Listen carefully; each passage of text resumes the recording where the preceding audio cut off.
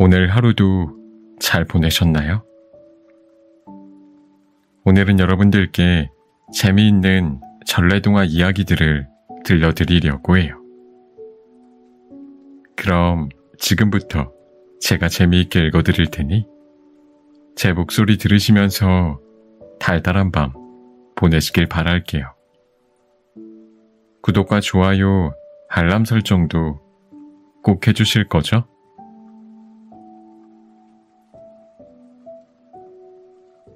저승에 있는 곳간. 옛날 전라남도 영암에서 있었던 일이야. 마을 원님이 저승사자에게 이끌려 하늘나라에 갔어.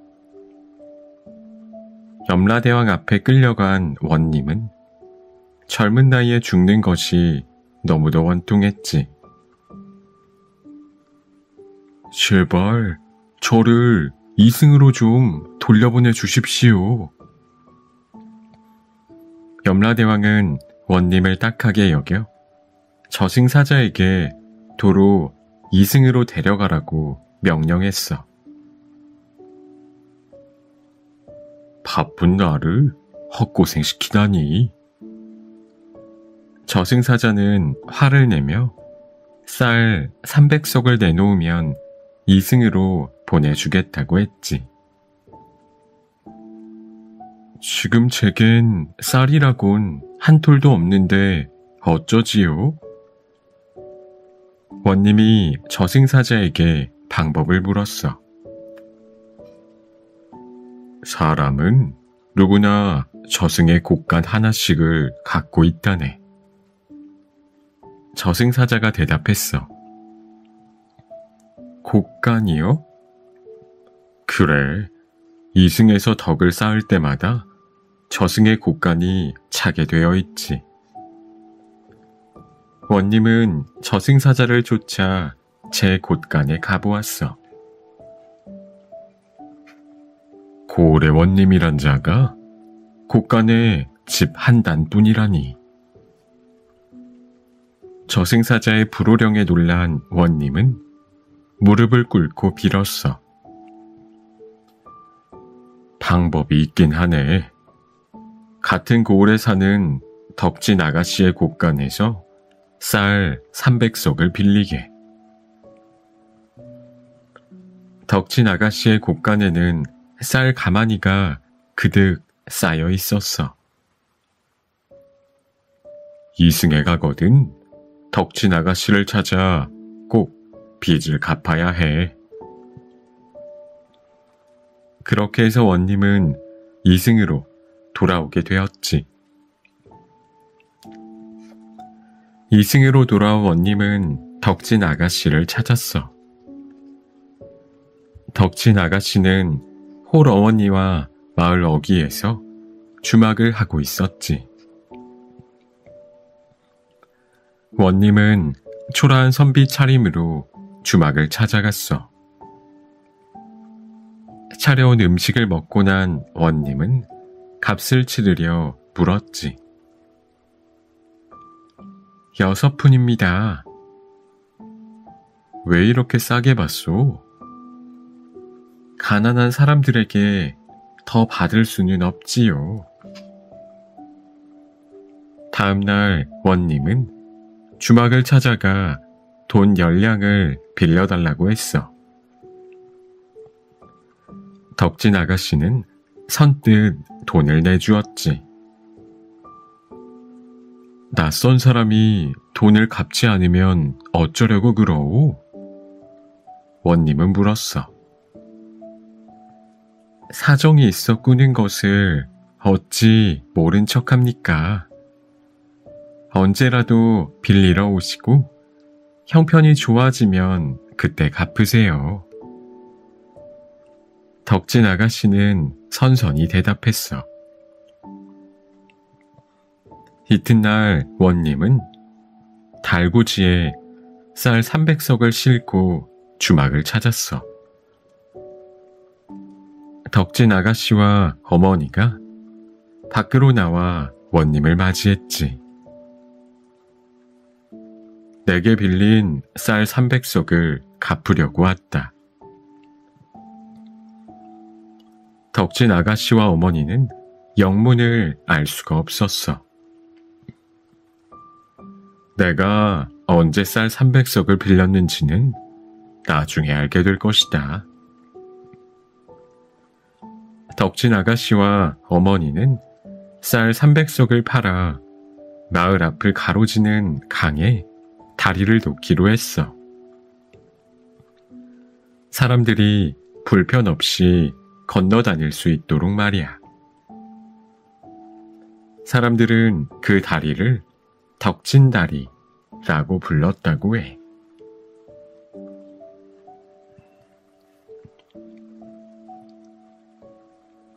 벽시 한톨. 옛날 어느 마을에 부자 영감이 살고 있었어. 부자 영감은 세 아들을 장가보내 며느리가 3명이 있었어. 부자 영감은 세 며느리를 유심히 지켜보았어. 큰 며느리는 게으르고, 둘째는 덤벙대고, 셋째는 아직 나이가 어리니, 부자 영감은 어느 며느리에게 곳간 열쇠를 물려줘야 하나 걱정이 컸어. 그때 그럴듯한 생각이 하나 떠올랐지. 그래, 벽시 한 톨씩을 주어 제주를 시험한 뒤에 곳간 열쇠를 줄 사람을 골라야겠군. 부자 영감은 며느리들에게 벽시 한 톨씩을 주며 말했어. 아주 귀한 것이니 잘 받아두어라. 첫째 며느리는 벽시 한 톨을 던져버리고 말았지. 둘째 며느리는 받은 벽시를 한 입에 먹어버렸어. 마지막으로 셋째 며느리가 벽시를 받았어. 무슨 뜻으로 이걸 주셨을까? 셋째 며느리는 벽시 한 톨을 들여다보며 생각하고 또 생각했어. 한참 궁리한 끝에 머리를 스치는 것이 있었지. 아, 이 벽시 한 톨로 재산을 불려보라는 뜻일 거야. 셋째 며느리는 마당 한쪽에 실을 매단 나뭇가지로 소쿠리를 받쳐 놓은 다음 벽시 한 톨을 놓아두었어. 잠시 뒤에 참새 한 마리가 포르르 날아들었지. 셋째 며느리는 잽싸게 실을 당겨 참새를 잡았어. 장날이 되자 셋째 며느리가 참새를 병아리와 바꿔왔어. 병아리는 머지않아 암탉이 되었지. 어미 닭이 된 암탉은 알을 낳아 병아리가 태어났어.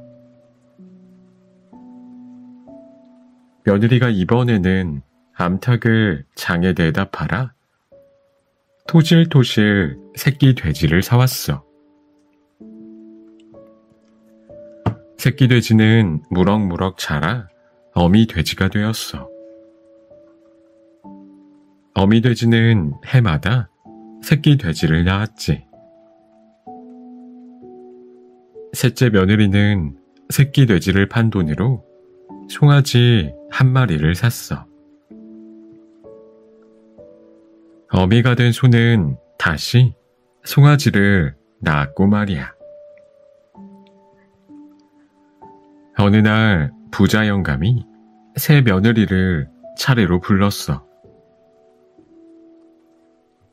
내가 준 벽시 한 톨을 어떻게 했느냐?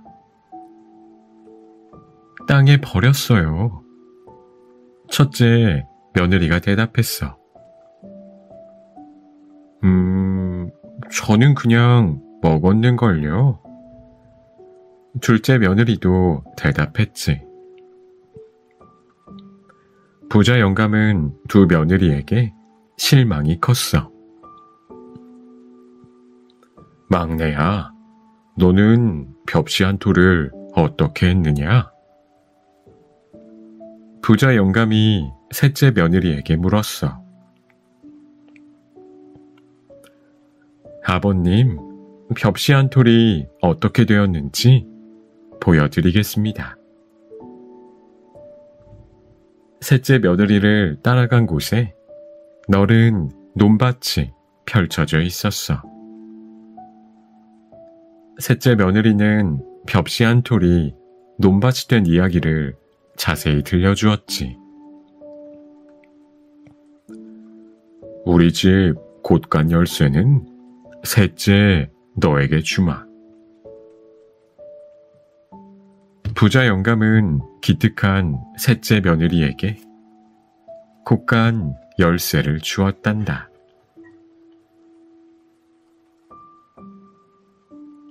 (3년) 고개.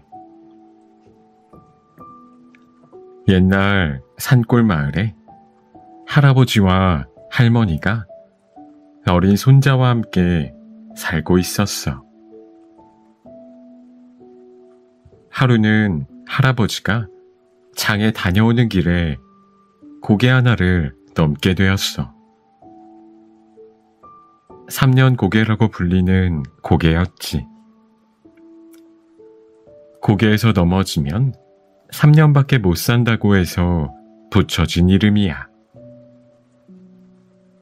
할아버지는 넘어질세라 조심조심 고갯길을 걸었어.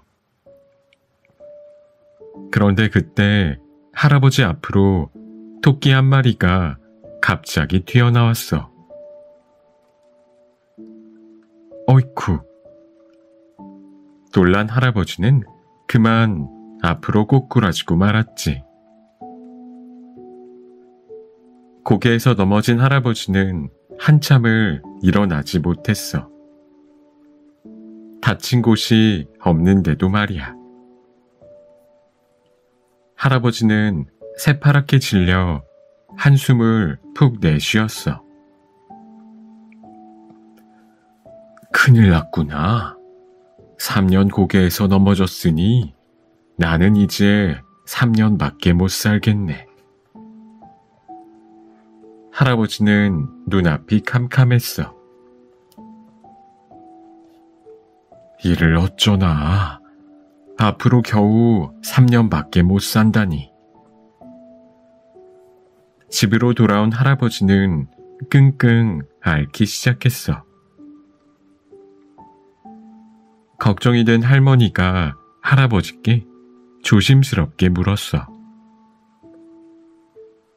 영감, 어디가 아픈지 말을 해보구려. 할머니의 말에 할아버지는 힘없이 고개를 저었어. 약을 먹으면 무엇하나 3년밖에 못 살 텐데. 할머니와 손자는 깜짝 놀랐어. 3년밖에 못 산다니? 그게 무슨 소리요? 할아버지는 마지못해 입을 열었어. 장에서 돌아오는 길에 3년 고개에서 넘어지고 말았소. 할아버지의 말을 들은 할머니 눈에 눈물이 고였어. 아이고, 이제 어찌하면 좋아요. 3년 뒤에 꼼짝없이 죽는 수밖에. 그때 이야기를 듣고 있던 손자가 나섰어. 에이, 할아버지, 오히려 잘된 일인데요. 뭐라고? 할머니는 눈살을 찌푸리며 손자를 돌아보았어. 앞으로 3년밖에 못 사는데 잘된 일이라니. 그러자 손자가 웃으며 말했어. 좋은 방법이 있어요. 3년 고개에 가서 또 넘어지는 거예요.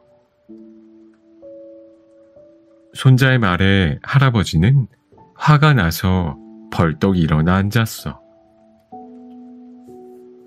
이런 고얀 놈, 이 할아버지를 놀리는 게냐? 잠깐 제 이야기를 들어보세요. 3년 고개에서 한 번 넘어지면 3년을 산다고 했으니 2번 넘어지면 6년, 3번 넘어지면 9년 아니에요?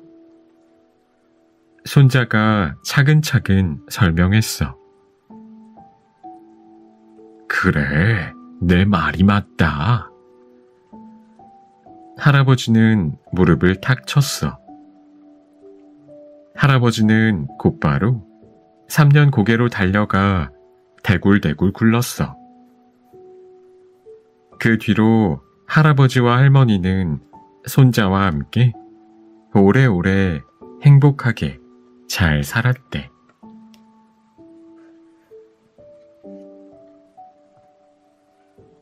호랑이를 잡은 반쪽이. 옛날 옛적 어느 마을에 삼형제가 살았어. 첫째도 둘째도 키가 크고 잘생겼는데 셋째만은 전혀 달랐어. 얼굴도 반쪽, 몸도 반쪽이었어. 그래서 사람들은 셋째를 반쪽이라고 불렀지.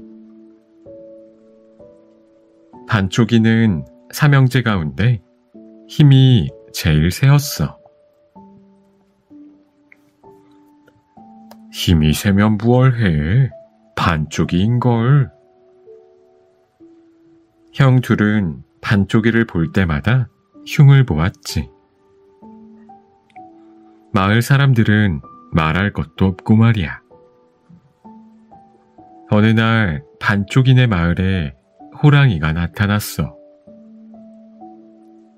호랑이는 사람을 해치고 소나 돼지를 물어갔지. 걱정이 된 마을 사또는 호랑이 잡는 사람에게 큰 상을 내리겠다는 방을 곳곳에 붙였어. 하지만 호랑이를 잡겠다고 나서는 사람은 없었어. 그깟 호랑이 내가 잡아오지. 방을 본 첫째가 나섰어. 첫째는 종일 산을 헤매다 밤이 되어 산속 외딴 집에서 하룻밤을 묵었어. 외딴 집 주인은 머리와 수염이 하얀 노인이었지. 노인은 첫째가 호랑이를 잡으러 왔다는 말에 집으로 돌아가는 것이 좋을 거라고 말했어. 눈앞에 나타나면 한 주먹에 때려 눕힐 겁니다. 첫째는 큰 소리를 쳤지. 이튿날 첫째는 호랑이에게 물려 죽고 말았어. 싸워보지도 못하고 말이야. 고얀 놈, 감히 날 잡겠다고? 외딴 집 노인이 코웃음을 쳤어. 노인이 바로 호랑이였던 거야. 며칠이 지나도 첫째가 돌아오지 않자 둘째가 나섰어. 제가 호랑이를 잡아 형님의 원수를 갚겠습니다. 둘째는 마을을 떠나 깊은 산속으로 들어갔어. 둘째도 첫째처럼 노인의 외딴 집에 묵게 되었지. 이튿날 둘째도 호랑이에게 잡아먹히고 말았어. 어리석은 놈들. 노인은 또 코웃음을 쳤지. 둘째마저 소식이 없자 셋째인 반쪽이가 나섰어. 제가 호랑이를 잡아 두 형의 원수를 갚겠습니다. 반쪽이도 노인의 집에 묵게 되었지. 저는 반쪽이라 구박을 받고 자라서 방에서는 잠이 오지 않습니다. 반쪽이는 마루 밑으로 들어가 잠을 청했어. 잠을 자던 반쪽이는 중얼거리는 소리에 깼어. 전에 왔던 두 녀석의 동생 같은데 무슨 수로 나를 알아보겠어. 난 이마 한가운데만 맞지 않으면 만년이라도 살지. 반쪽이는 노인이 호랑이인 걸 알아차렸어. 반쪽이는 재빨리 마루 밑에서 기어 나왔어. 네 이놈, 잘 만났다. 형들의 원수를 갚아주마. 반쪽이와 호랑이로 변한 노인의 싸움이 붙었어. 힘이 아무리 센 반쪽이라지만 호랑이를 상대하기란 쉽지가 않았지. 가까스로 쓰러뜨릴 만하면 다시 기운을 차리는 동에 무쇠 같은 반쪽이도 힘이 다 빠질 지경이었어. 그래, 이마 한가운데만 치면 돼. 마침내 반쪽이는 기회를 노려 호랑이의 이마 한가운데를 주먹으로 세게 쳤어.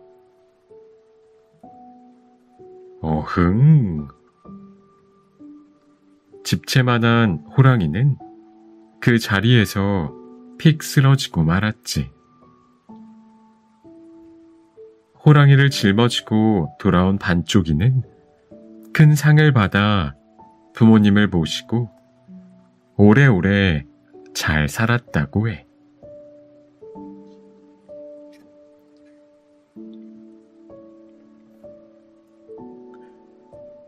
호랑이와 나그네.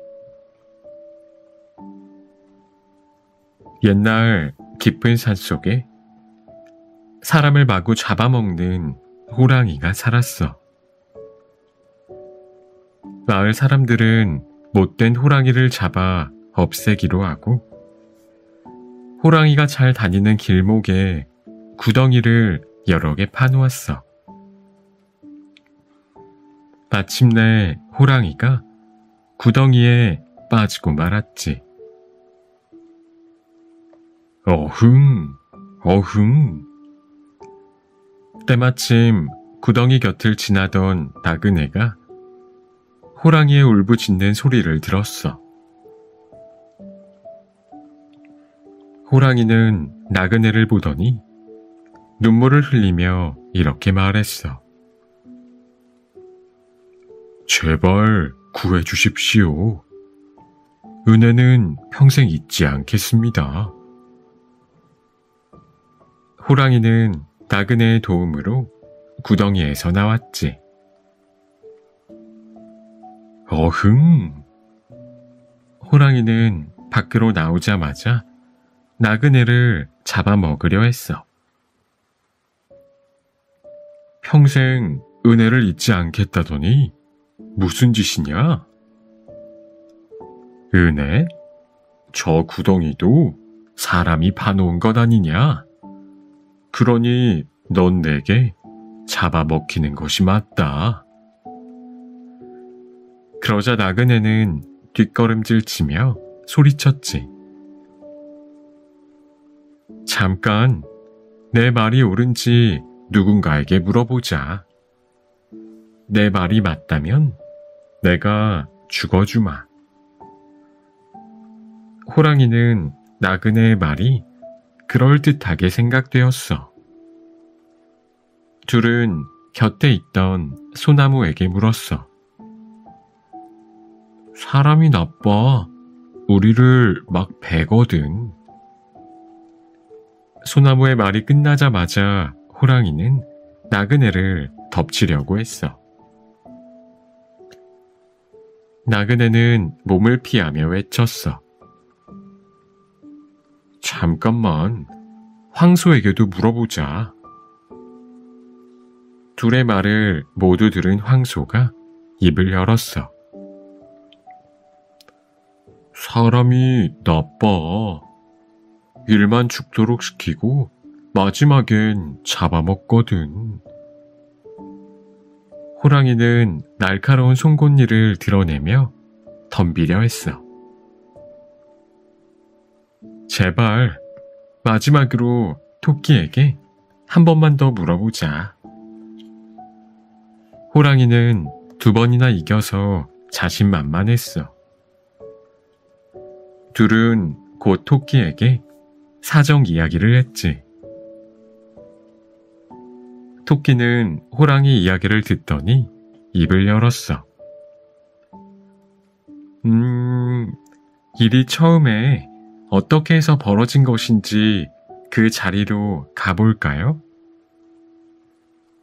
좋아. 어흥. 호랑이는 앞장서서 구덩이로 갔어. 토끼는 구덩이를 들여다보고는 이렇게 말했지.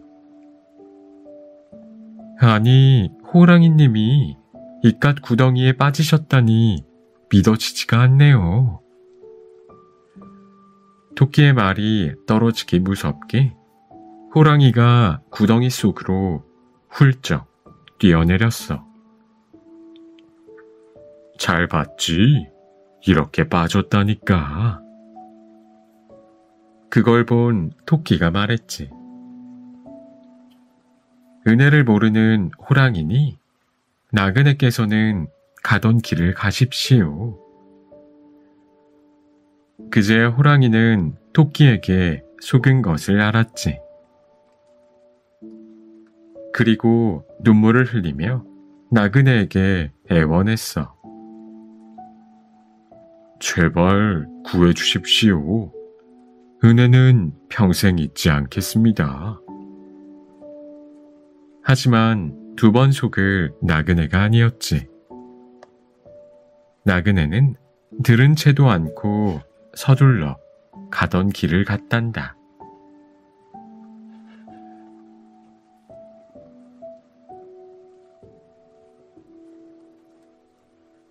훈장님의 꿀단지.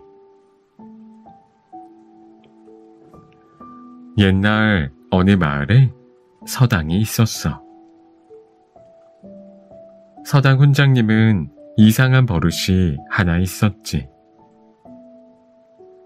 무언가 하면 아이들에게 하늘천, 땅지, 천자문을 읽히고 혼자 다락방으로 올라가는 거였어. 궁금한 아이들이 다락방을 슬쩍 엿보았어.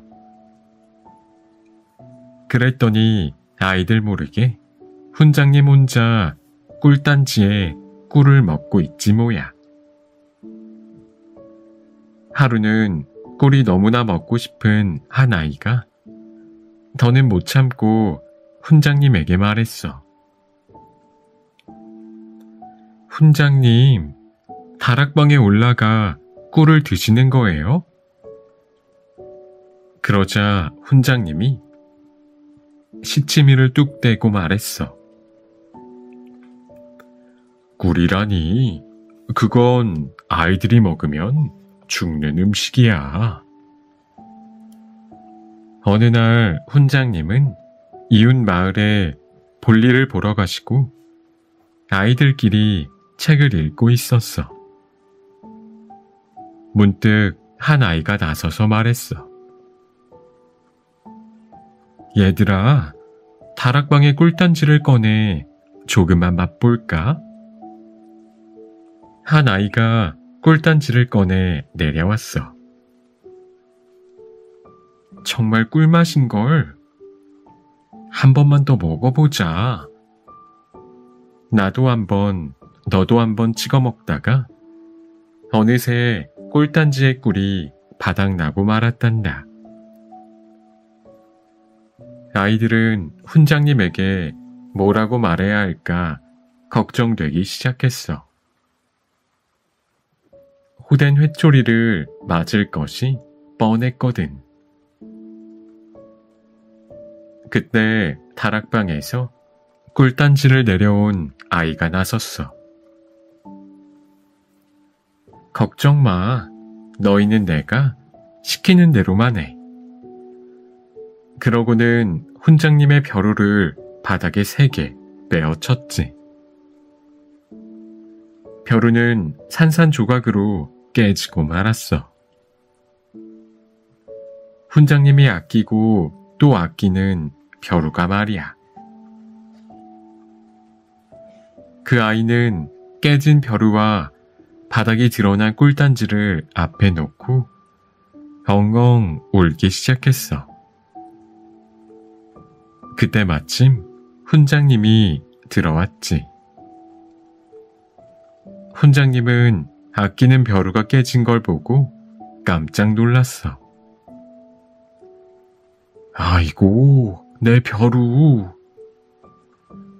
다락방에 숨겨놓고 혼자 몰래 먹던 꿀단지가 바닥나 있는 걸 보고는 더 놀랐지. 내 꿀단지, 도대체 어찌된 일이냐? 훈장님이 아이들에게 물었어. 그러자 울고 있던 아이가 흐느끼며 입을 열었어. 훈장님, 제가 실수로 훈장님의 벼루를 깨고 말았습니다. 죽음으로 잘못을 용서받으려고 단지에 든 것을 모두 먹었는데 이렇게 죽지도 못하고 있습니다. 아이의 말을 들은 훈장님은 아무 말도 할 수가 없었어. 그냥 입맛만 쩝쩝 다실 뿐이었단다.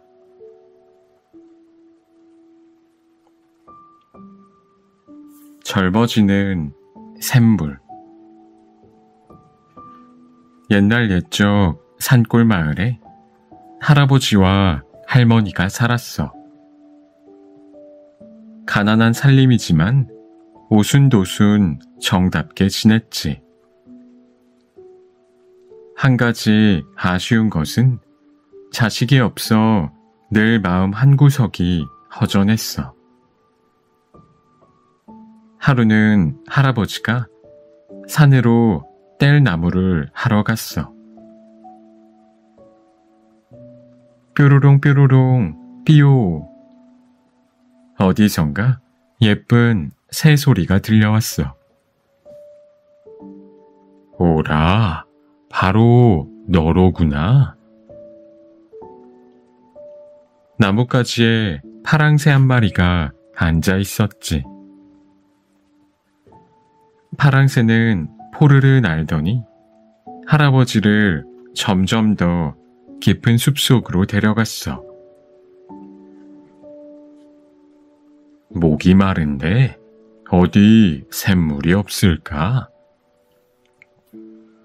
마침 옹달샘 하나가 눈에 띄었어.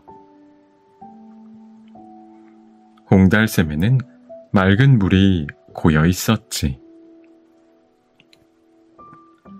물맛이 정말 달고 시원하구나. 할아버지는 옹달샘 물을 2모금 더 마셨어. 물을 마시고 나자 이상하게 잠이 쏟아지지 뭐야. 할아버지는 옹달샘 옆 너럭 바위에 앉았어. 잠시 바위에 기대어 앉는다는 것이 그만 잠에 골아 떨어지고 말았지. 잠에서 깨어났을 때는 이미 날이 저물어 어둑어둑했어. 할아버지는 서둘러 산을 내려와 집으로 갔어. 할멈, 나왔소. 너무 늦어 걱정했지. 아니, 젊은이는 누구요? 할아버지를 본 할머니가 깜짝 놀라 소리쳤어.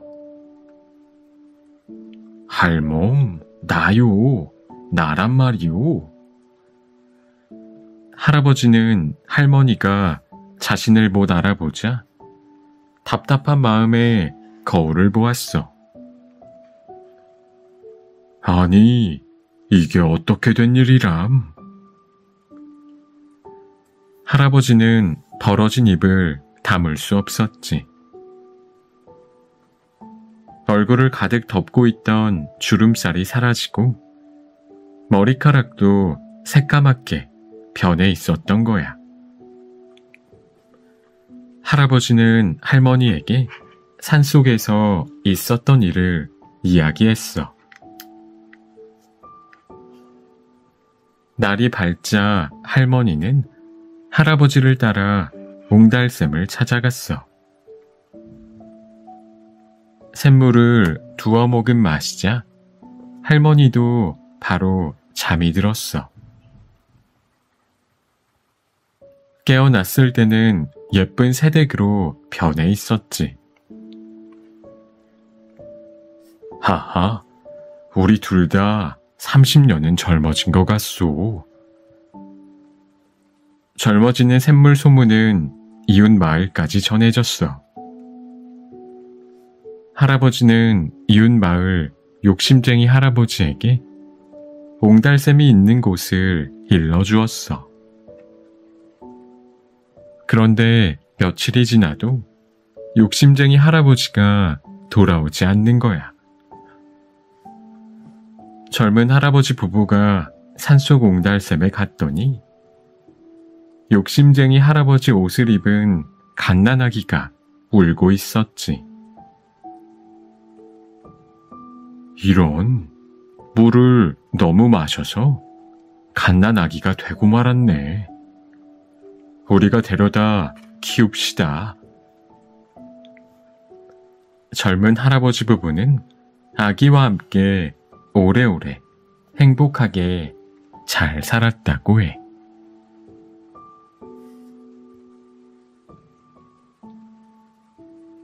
송아지와 박군무. 옛날 어느 고을에 부지런한 농부가 살았어. 농부는 새벽부터 밤까지 쉬지 않고 농사 일을 했지. 저처럼 부지런한 사람이 세상에 또 있을까? 그뿐인가? 어려운 사람을 돕는 착한 사람이지. 마을 사람들은 침이 마르도록 농부를 칭찬했어. 농부가 한 해는 밭에 무를 심었지.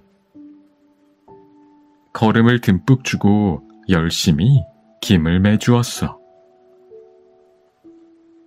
얼마나 정성스레 농사를 지었는지 무는 쑥쑥 자랐어. 가을이 되어 밭에서 무를 뽑았을 때야. 세상에, 사람 키만한 무라니. 농부는 벌어진 입을 다물지 못했어. 그처럼 커다란 무는 처음 보았거든. 이렇게 크고 잘생긴 무를 내가 먹을 수는 없지. 농부는 커다란 무를 지게에 지고 사또를 찾아갔어. 사또께 이 무를 바치겠습니다. 커다란 무를 본 사또의 눈이 휘둥그레졌어. 열심히 농사 지어든 귀한 물을 내게 주다니 정말 고맙구나. 사또는 기뻐하며 이방을 불렀어. 요즘 들어온 것 중에 귀한 것이 무엇이 있느냐? 사또가 이방에게 물었어. 송아지가 있사옵니다. 그렇다면 송아지를 농부에게 주도록 해라. 사또가 이방에게 일렀어. 잘생기고 힘이 세어 보이는 누런 송아지였지. 농부가 무 하나로 송아지를 얻었다는 소문이 동네 방네 퍼졌어. 이웃 마을에 사는 욕심쟁이 농부는 셈이 나서 견딜 수가 없었지. 욕심쟁이 농부는 속으로 열심히 궁리했어. 송아지를 바치면 금덩이를 얻을 수 있을지 모르지. 금덩이 아니면 너른 땅을 얻을 것으로 생각했지. 이튿날 욕심쟁이 농부는 또 사또를 찾아갔어. 이렇게 훌륭한 송아지를 얻은 건 다 사또 덕입니다. 욕심쟁이 농부는 머리를 조아리며 송아지를 바쳤어. 이처럼 귀한 송아지를 내게 주다니. 사또는 이방에게 그 즈음 들어온 것 중에 가장 귀한 것을 농부에게 주라고 했지. 욕심쟁이 농부가 무엇을 얻었느냐고? 부지런한 농부가 바친 커다란 물을 받았어. 괜한 욕심으로 송아지만 잃게 된 것이지.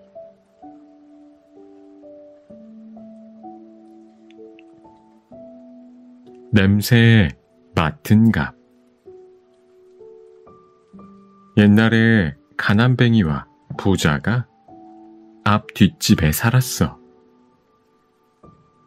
가난뱅이는 뭐든 생기면 없는 사람에게 나누어 주기 바빴지. 우린 사흘 굶었으니 열흘 굶은 사람에게 줍시다. 가난뱅이네는 가난해도 웃음꽃이 사라지지 않았어. 한편 부잣집 영감은 지독한 구두쇠였어. 저는 굶으면서 남 걱정을 해? 웃기지도 않네 그려. 부잣집 영감은 콧방귀를 휭휭 뀌었어. 뭐? 빌려간 낫을 돌려달라고? 어림도 없는 소리. 부자는 제 집에 들어온 건 다 제 것이라고 우겼어. 심지어 남의 닭이 모이를 찾아 영감네 마당에 들어갔어도 주인에게 돌려주는 법이 없었지. 먹을 것이 넉넉해도 벌컥벌컥 화내는 소리가 끊이지 않았어. 어느 날 가난뱅이가 집으로 가는 길이었어. 부잣집에서 생선 굽는 냄새가 솔솔 풍겨왔지. 그 냄새 한번 만나네.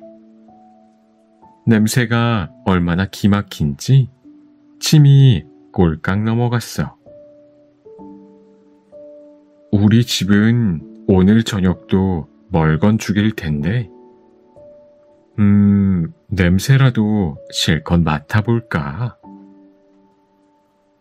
가난뱅이는 저도 모르게 담벼락에 찰싹 붙어 섰지. 꿀꺽, 꿀꺽. 그때 마침 부자가 대문 밖으로 나왔어. 부자의 눈에 가난뱅이가 생선을 굽는 냄새를 맡고 있는 모습이 들어왔지. 저놈이? 부자는 냉큼 달려가 가난뱅이의 멱살을 움켜쥐었어. 내가 10냥이나 주고 산 생선 냄새를 공짜로 맡아?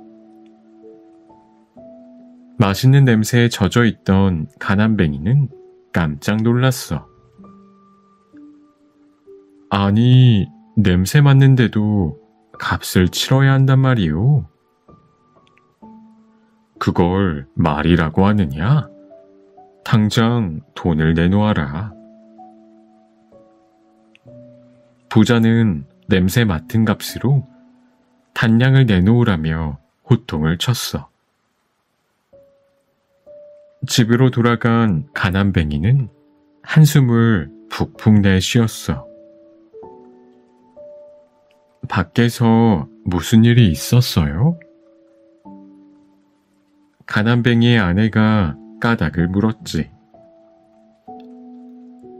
가난뱅이는 아내에게 부자와 있었던 일을 털어놓았어. 아니, 냄새 맡은 값을 내놓으라는 거예요? 아내는 기가 막혔어. 그렇다오. 내일까지 단량을 갚지 못하면 이자를 쳐서 받겠다지 뭐요. 아버님 제사에 쓰려던 단량을 내줘야 할 것 같소. 이때 곁에 있던 가난뱅이의 10살 먹은 아들이 나섰어. 아버님, 제게 좋은 수가 있으니 맡겨주시지요. 날이 밝자 아들은 돈 단량을 들고 부잣집으로 향했어. 영감님, 냄새 맡은 값 단량을 가지고 왔습니다. 부자가 돈을 받으려고 하자 아들은 돈은 주지 않고 짤랑짤랑 소리를 냈어. 돈 소리 잘 들으셨겠지요? 이제 갑니다. 그러자 부자는 화를 버럭 내며 소리를 질렀어. 이놈, 돈을 가지고 왔으면 냉큼 내놓지 못할까? 그러자 아들은 싱글벙글 웃으며 대답했지.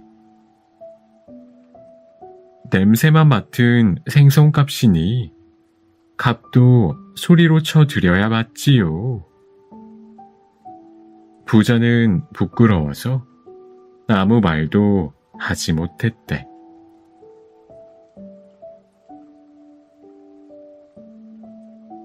호랑이와 곶감.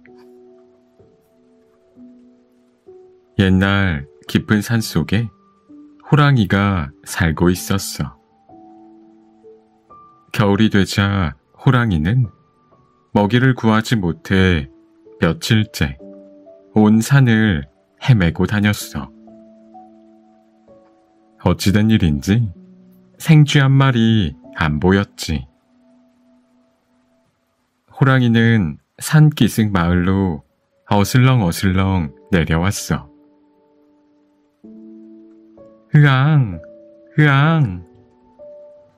이리저리 기웃거리는데 아기 울음소리가 들려오는 거야. 쉿, 아가, 살쾡이가 왔다.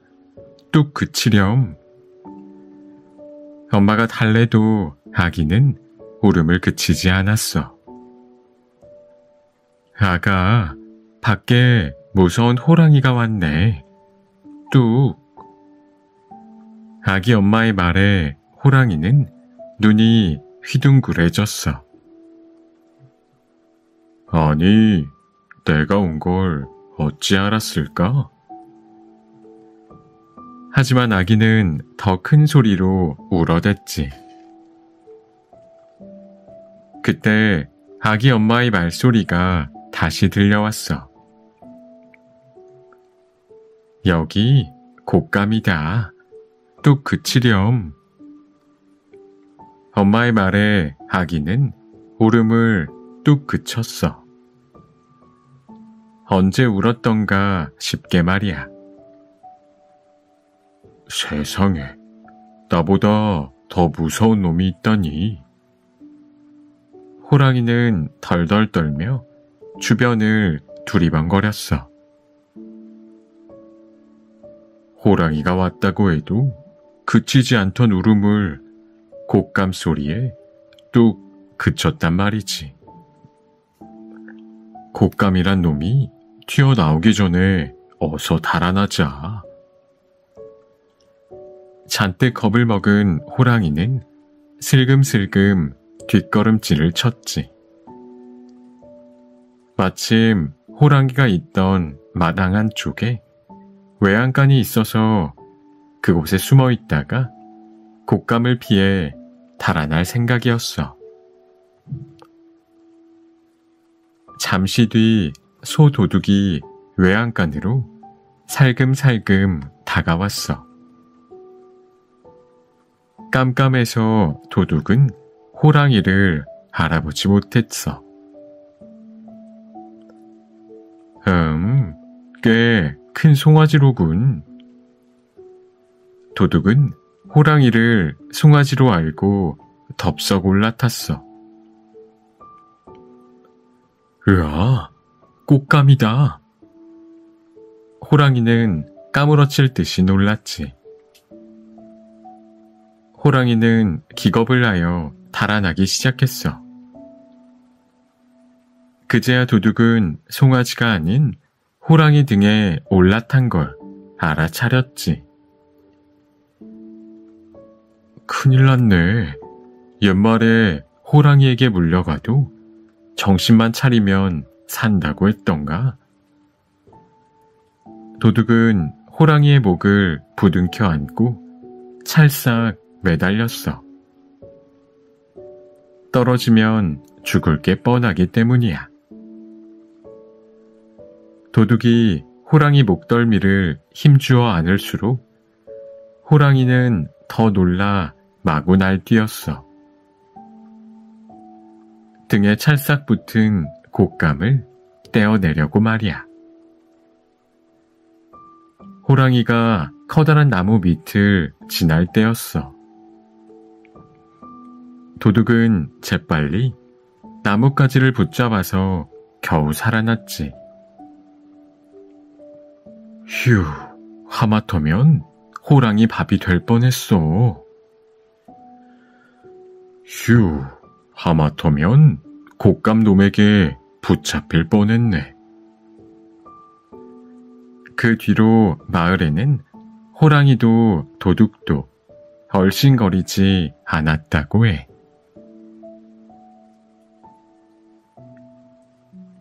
하늘을 나는 조끼. 옛날에 한 총각이 있었어. 어머니가 죽고 새 어머니가 들어왔는데 구박이 매우 심했어.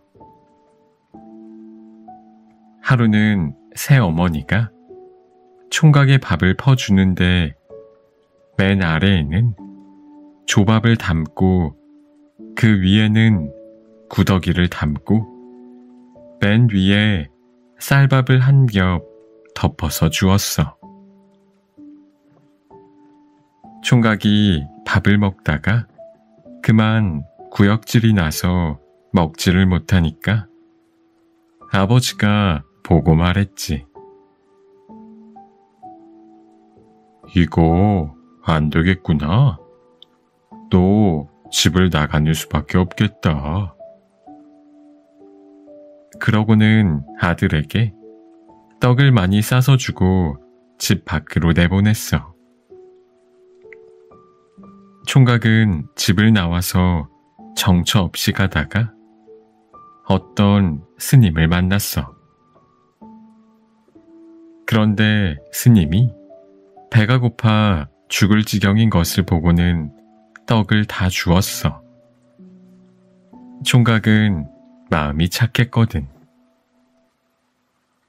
그러고 나서 또 길을 가는데 이번에는 자기 배가 몹시 고픈 거야. 그래서 어떤 부잣집에 가서 부탁했지. 배가 고프니 밥 좀 주세요. 부잣집 맞다리 보고는 에이, 더러워 하며 대문을 닫고 들어갔어. 둘째 딸도 보고는 뭐야, 거렁뱅이 아니야? 하며 아무것도 주지 않았어. 그런데 셋째 딸은 아이 불쌍해라 하면서 자기가 먹던 밥을 가져다 주었지. 총각은 그 밥을 다 먹고 어디 잠잘 데가 없나 하며 뒷동산으로 올라갔어. 뒷동산에 올라갔더니 토끼 2마리가 싸우고 있는 거야. 총각이 너희들 왜 싸우니? 하고 물으니까 조끼 하나를 내보이면서 이렇게 말했어. 이걸 서로 가지려고 싸우고 있어요. 총각이 말했지. 너희들 싸우지 말고 그거나 주렴.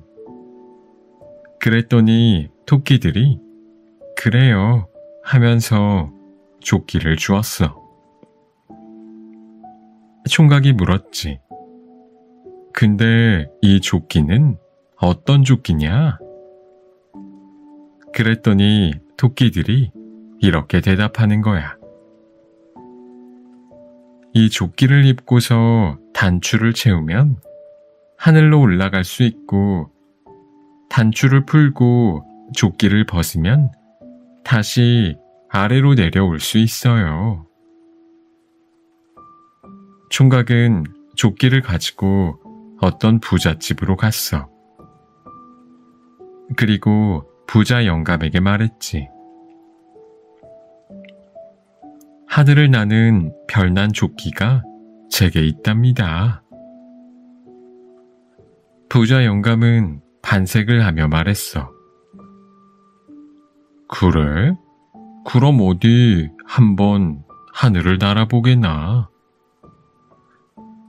총각은 조끼를 입고 단추를 채우고 한참 동안 하늘을 날아다니다가 다시 땅으로 내려왔어.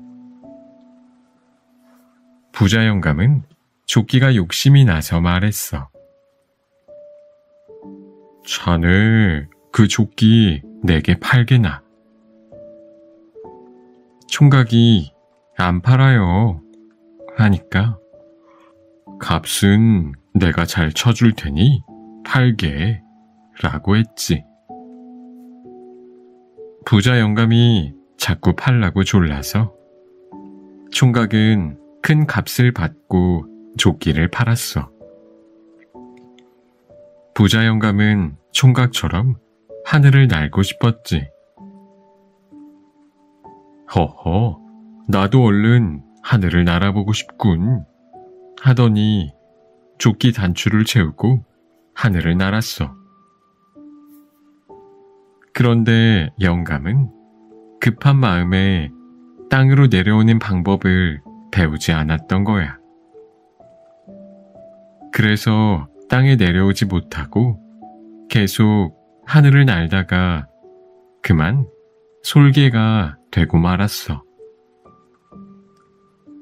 총각은 조끼 판 돈을 미천 삼아 논 밭을 사고 열심히 일해 큰 부자가 되었지. 총각은 전에 자기에게 밥을 주었던 셋째 딸을 데려다가 색시를 삼아서 잘 살았대. 솔개가 된 부자 영감은 어떻게 되었느냐고? 지금까지 하늘을 빙빙 날고 있다지 뭐야. 저승에 있는 곳간. 옛날 전라남도 영암에서 있었던 일이야. 마을 원님이 저승사자에게 이끌려 하늘나라에 갔어. 염라대왕 앞에 끌려간 원님은 젊은 나이에 죽는 것이 너무도 원통했지. 제발 저를 이승으로 좀 돌려보내 주십시오. 염라대왕은 원님을 딱하게 여겨 저승사자에게 도로 이승으로 데려가라고 명령했어. 바쁜 나를 헛고생시키다니. 저승사자는 화를 내며 쌀 300석을 내놓으면 이승으로 보내주겠다고 했지. 지금 제겐 쌀이라곤 한 톨도 없는데 어쩌지요? 원님이 저승사자에게 방법을 물었어. 사람은 누구나 저승의 곳간 하나씩을 갖고 있다네. 저승사자가 대답했어. 곳간이요? 그래, 이승에서 덕을 쌓을 때마다 저승의 곳간이 차게 되어 있지. 원님은 저승사자를 쫓아 제 곳간에 가보았어. 고래원님이란 자가 곳간에 집 한 단뿐이라니. 저승사자의 불호령에 놀란 원님은 무릎을 꿇고 빌었어. 방법이 있긴 하네. 같은 고을에 사는 덕진 아가씨의 곳간에서 쌀 300석을 빌리게. 덕진 아가씨의 곳간에는 쌀 가마니가 그득 쌓여 있었어. 이승에 가거든 덕진 아가씨를 찾아 꼭 빚을 갚아야 해. 그렇게 해서 원님은 이승으로 돌아오게 되었지. 이승으로 돌아온 원님은 덕진 아가씨를 찾았어. 덕진 아가씨는 홀 어머니와 마을 어귀에서 주막을 하고 있었지. 원님은 초라한 선비 차림으로 주막을 찾아갔어. 차려온 음식을 먹고 난 원님은 값을 치르려 물었지. 6푼입니다. 왜 이렇게 싸게 받소? 가난한 사람들에게 더 받을 수는 없지요.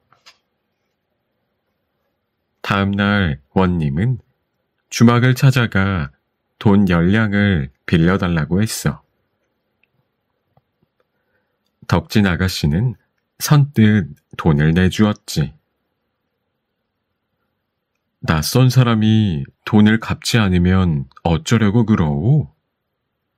원님은 물었어. 사정이 있어 꾸는 것을 어찌 모른 척합니까? 언제라도 빌리러 오시고 형편이 좋아지면 그때 갚으세요. 덕진 아가씨는 선선히 대답했어.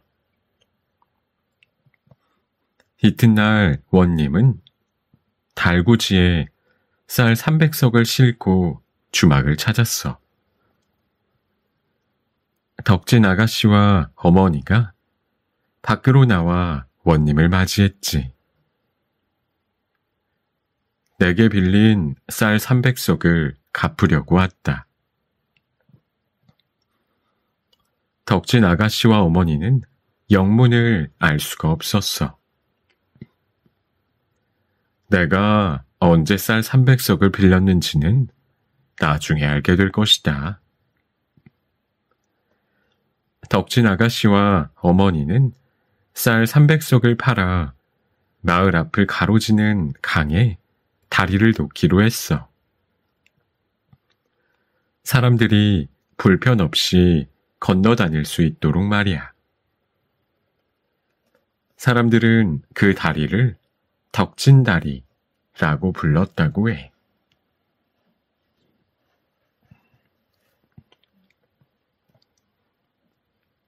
벽시 한톨. 옛날 어느 마을에 부자 영감이 살고 있었어. 부자 영감은 세 아들을 장가 보내 며느리가 3명이 있었어. 부자 영감은 세 며느리를 유심히 지켜보았어.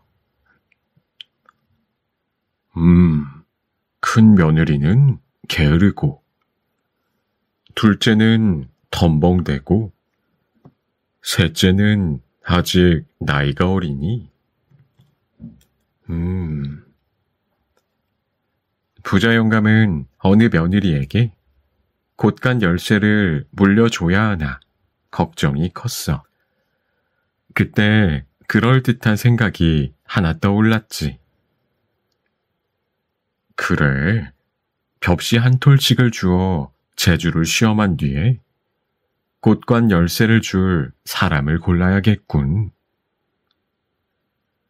부자 영감은 며느리들에게 벽시 한 톨씩을 주며 말했어. 아주 귀한 것이니 잘 받아두어라. 첫째 며느리는 벽시 한 톨을 던져버리고 말았지. 둘째 며느리는 받은 벽시를 한 입에 먹어버렸어. 마지막으로 셋째 며느리가 벽시를 받았어. 무슨 뜻으로 이걸 주셨을까? 셋째 며느리는 벽시 한 톨을 들여다보며 생각하고 또 생각했어. 한참 궁리한 끝에 머리를 스치는 것이 있었지. 아, 이 벽시 한 톨로 재산을 불려보라는 뜻일 거야. 셋째 며느리는 마당 한쪽에 실을 매단 나뭇가지로 소쿠리를 받쳐 놓은 다음 벽시 한 톨을 놓아두었어. 잠시 뒤에 참새 한 마리가 포르르 날아들었지. 셋째 며느리는 잽싸게 실을 당겨 참새를 잡았어. 장날이 되자 셋째 며느리가 참새를 병아리와 바꿔왔어. 병아리는 머지않아 암탉이 되었지. 어미 닭이 된 암탉은 알을 낳아 병아리가 태어났어. 며느리가 이번에는 암탉을 장에 내다 팔아 토실토실 새끼 돼지를 사왔어. 새끼 돼지는 무럭무럭 자라 어미 돼지가 되었어. 어미 돼지는 해마다 새끼 돼지를 낳았지. 셋째 며느리는 새끼 돼지를 판 돈으로 송아지 한 마리를 샀어. 어미가 된 소는 다시 송아지를 낳았고 말이야. 어느 날 부자 영감이 세 며느리를 차례로 불렀어. 내가 준 벽시 한 톨을 어떻게 했느냐? 땅에 버렸어요. 첫째 며느리가 대답했어. 저는 그냥 먹었는걸요. 둘째 며느리도 대답했지. 부자 영감은 두 며느리에게 실망이 컸어.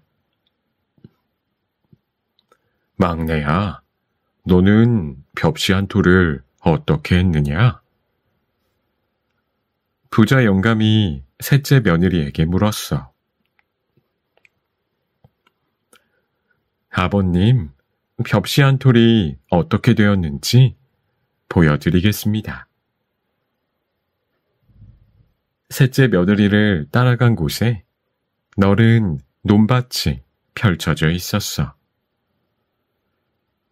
셋째 며느리는 벽시 한 톨이 논밭이 된 이야기를 자세히 들려주었지. 우리 집 곳간 열쇠는 셋째 너에게 주마. 부자 영감은 기특한 셋째 며느리에게 곳간 열쇠를 주었단다.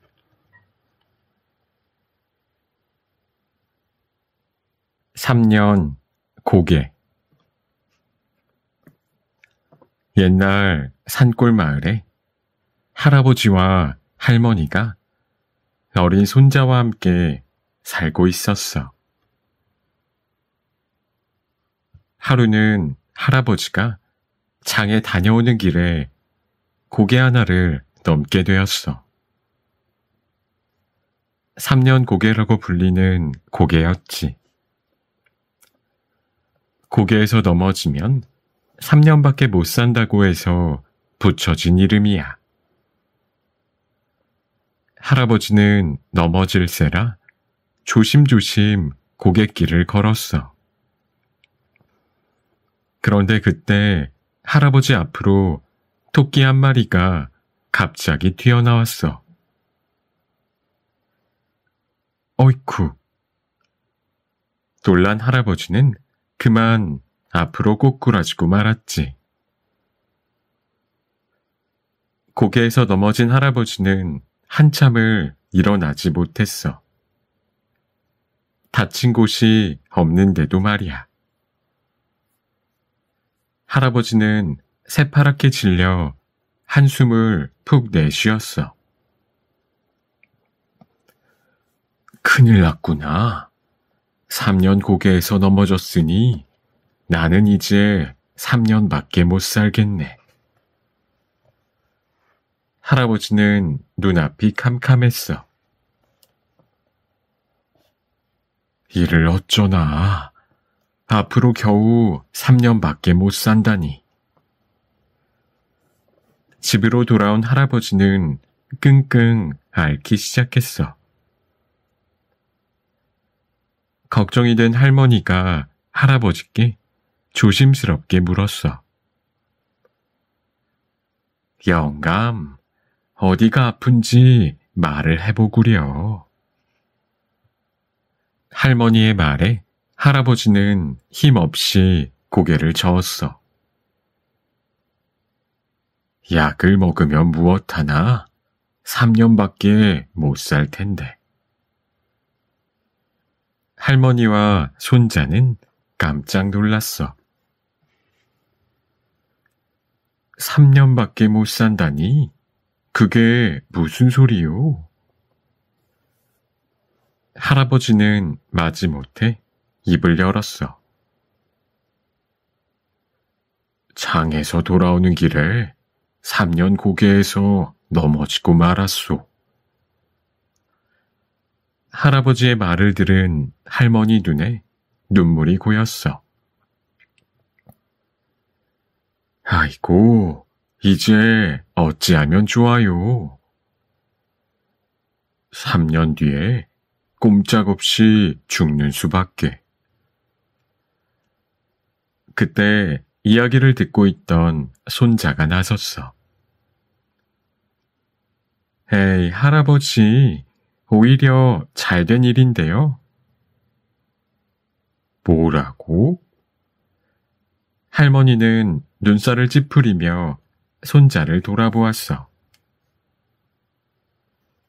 앞으로 3년밖에 못 사는데 잘된 일이라니. 그러자 손자가 웃으며 말했어. 좋은 방법이 있어요. 3년 고개에 가서 또 넘어지는 거예요. 손자의 말에 할아버지는 화가 나서 벌떡 일어나 앉았어. 이런 고얀 놈, 이 할아버지를 놀리는 게냐?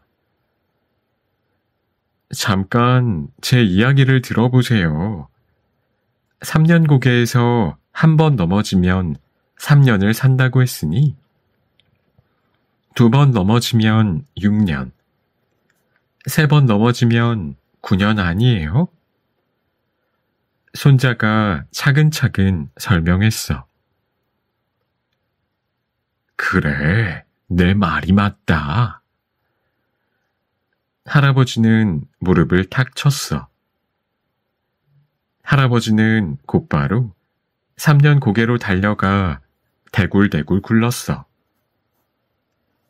그 뒤로 할아버지와 할머니는 손자와 함께 오래오래 행복하게 잘 살았대.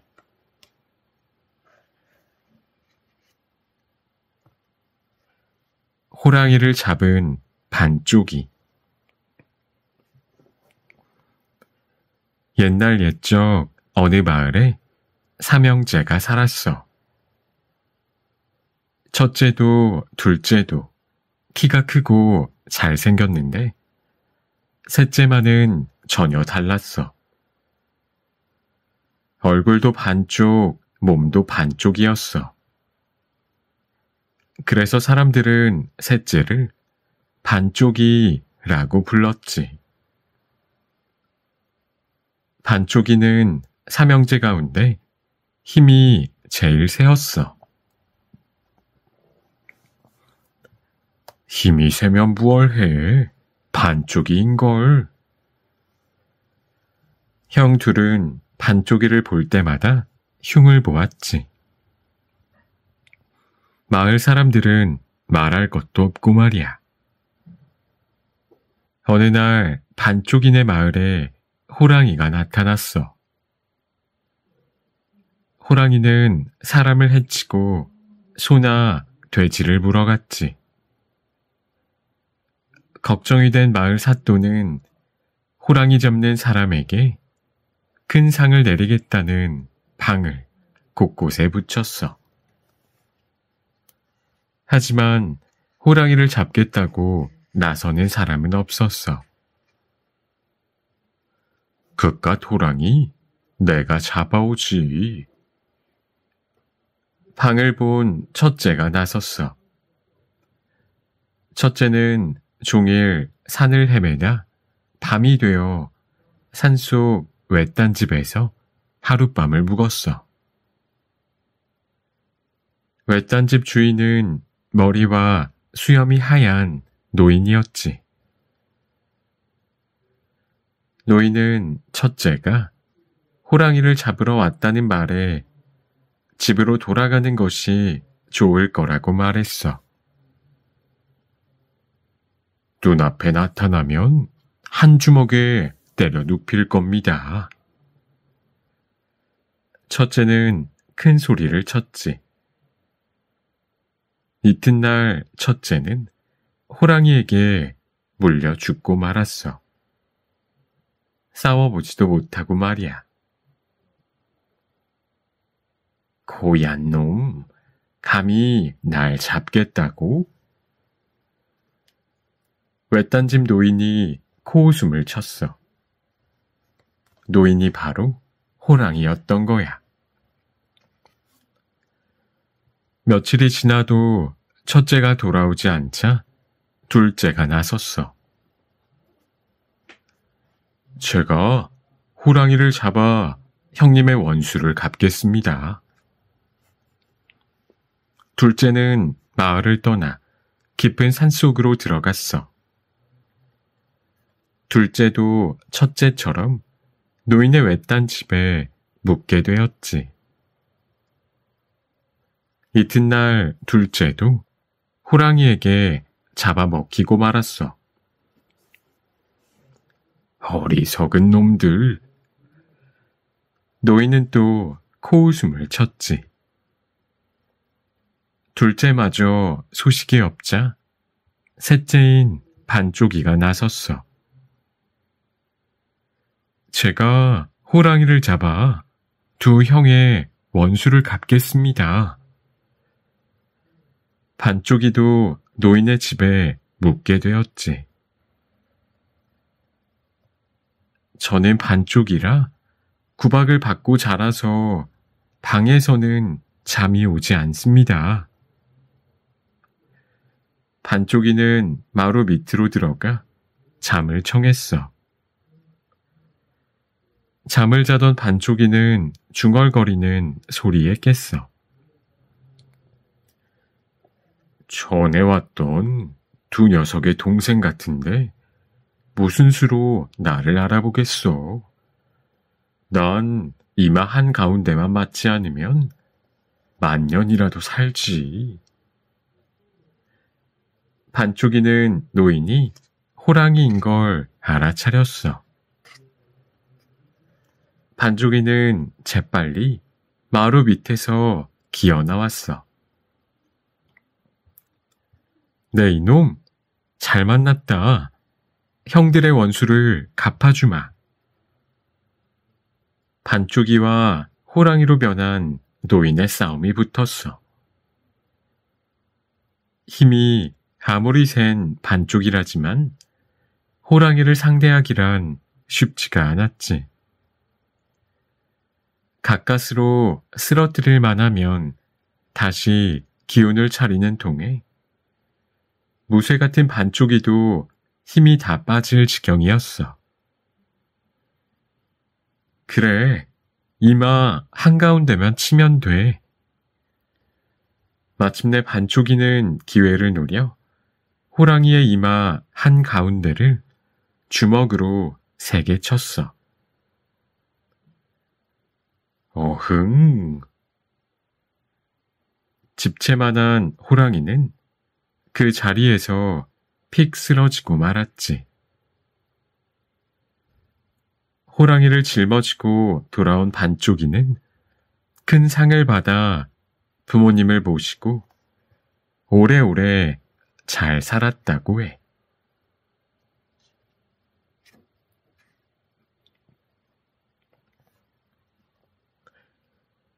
호랑이와 나그네.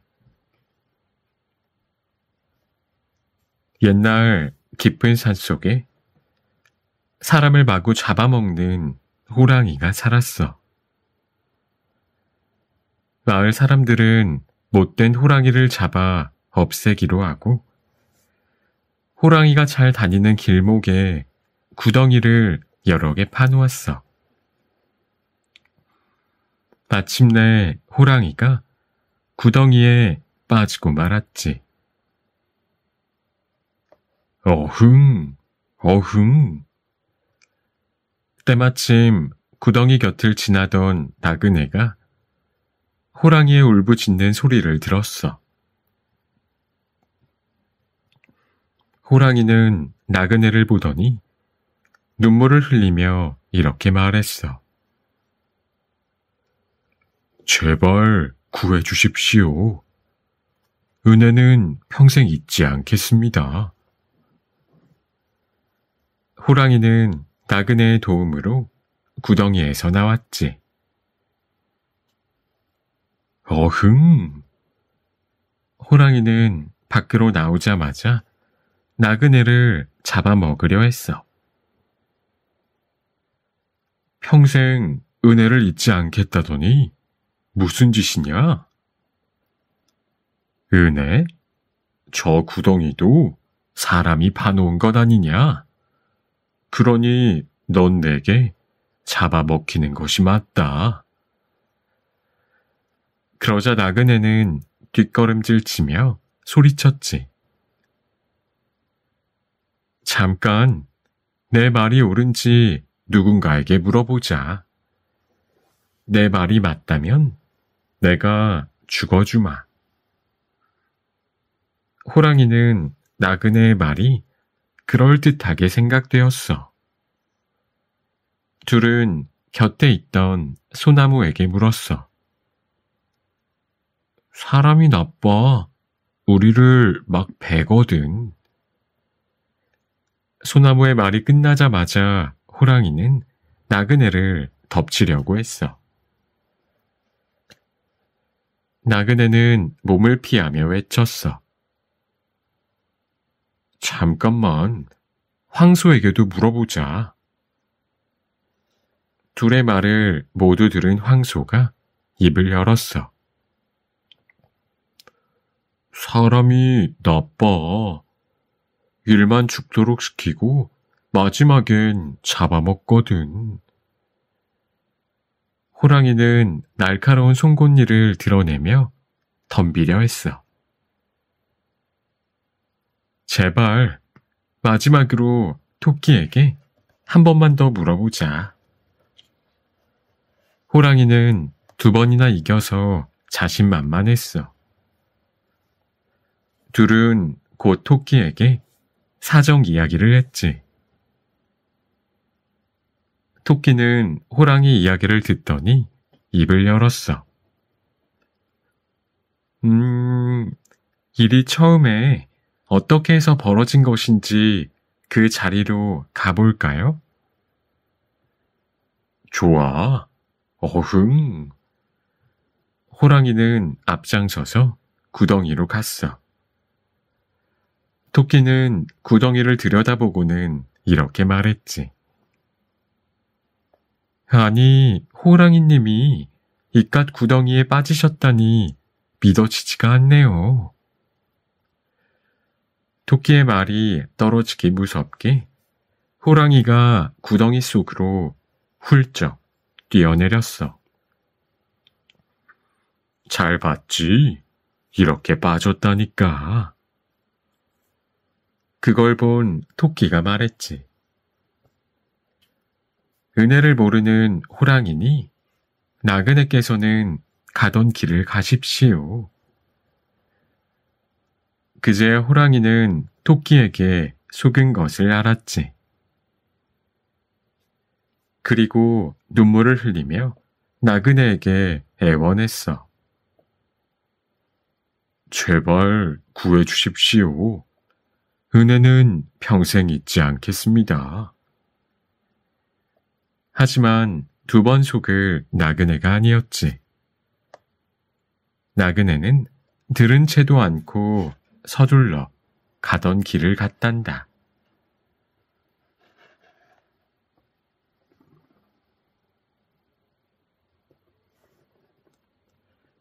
훈장님의 꿀단지.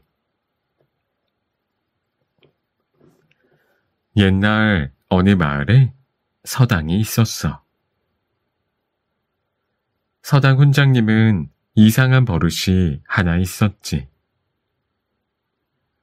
무언가 하면 아이들에게 하늘천, 땅지, 천자문을 읽히고 혼자 다락방으로 올라가는 거였어. 궁금한 아이들이 다락방을 슬쩍 엿보았어. 그랬더니 아이들 모르게 훈장님 혼자 꿀단지에 꿀을 먹고 있지 뭐야. 하루는 꿀이 너무나 먹고 싶은 한 아이가 더는 못 참고 훈장님에게 말했어. 훈장님, 다락방에 올라가 꿀을 드시는 거예요? 그러자 훈장님이 시치미를 뚝 떼고 말했어. 꿀이라니, 그건 아이들이 먹으면 죽는 음식이야. 어느 날 훈장님은 이웃 마을에 볼일을 보러 가시고 아이들끼리 책을 읽고 있었어. 문득 한 아이가 나서서 말했어. 얘들아, 다락방에 꿀단지를 꺼내 조금만 맛볼까? 한 아이가 꿀단지를 꺼내 내려왔어. 정말 꿀맛인걸. 한 번만 더 먹어보자. 나도 한번, 너도 한번 찍어 먹다가 어느새 꿀단지의 꿀이 바닥나고 말았단다. 아이들은 훈장님에게 뭐라고 말해야 할까 걱정되기 시작했어. 호된 회초리를 맞을 것이 뻔했거든. 그때 다락방에서 꿀단지를 내려온 아이가 나섰어. 걱정 마. 너희는 내가 시키는 대로만 해. 그러고는 훈장님의 벼루를 바닥에 3개 빼어쳤지. 벼루는 산산조각으로 깨지고 말았어. 훈장님이 아끼고 또 아끼는 벼루가 말이야. 그 아이는 깨진 벼루와 바닥에 드러난 꿀단지를 앞에 놓고 엉엉 울기 시작했어. 그때 마침 훈장님이 들어왔지.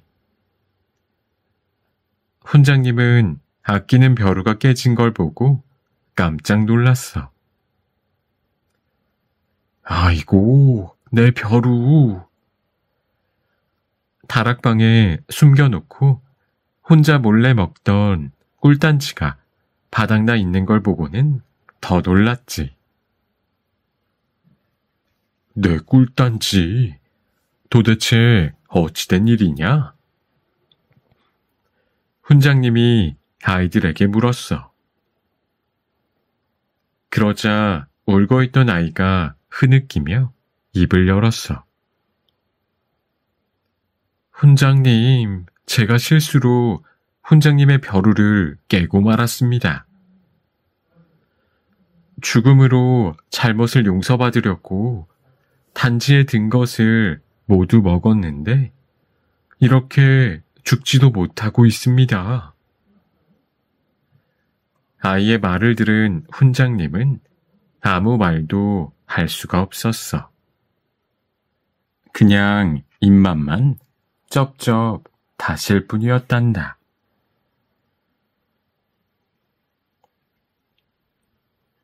젊어지는 샘물.